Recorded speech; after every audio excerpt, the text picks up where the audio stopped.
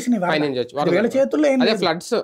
Floods అయ్యే లోపే కట్టేసి ఉండాలి, అయిపోయింది. ఇప్పుడు మనకి చాలా సార్లు నీళ్లలో ప్రాజెక్టులకి అదే సమస్య వస్తుంటది.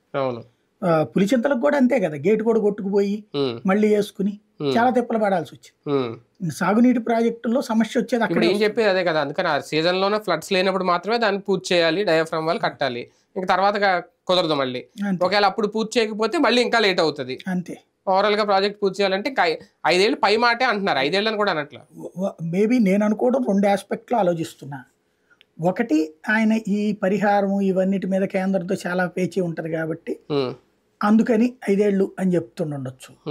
రెండో కాన్సెప్ట్ నాకున్న సందేహం ఏంటంటే, అట్లా చెప్పి తొందరగా పూర్తి చేశారనుకోండి, ఇప్పుడు అప్పుడేమో 18 కల్లా పూర్తి చేస్తున్నాను రాసుకో అని దేవుని ఉమా చెప్పడం, సాక్షిలో రాసుకోమని చెప్పడం, ఇట్లాంటివి చూసాం. ఈయన 2022లో నువ్వు రాసుకో అని చెప్పి ఈయన చెప్పాడు. ఈ రాసుకోవడాలు ఎక్కువైపోయినాయి, పూర్తి కాదు. ఈ దఫా అట్లా కాకుండా లేట్ అవుతుంది అని చెప్పి ముందే పూర్తి చేశారనుకోండి, అప్పుడు బాబు గారికి పరిపాలన క్రెడిట్ వస్తుంది కదా, ఆ రూట్లో అన్న అయి ఉండాలి. బట్ ఫస్ట్ బడ్జెట్ ఓకే అవ్వాలి. 70,000 కోట్లు అంటే ఇప్పుడు 55,000 కోట్ల నుంచి 38% పెంపు అన్నారు.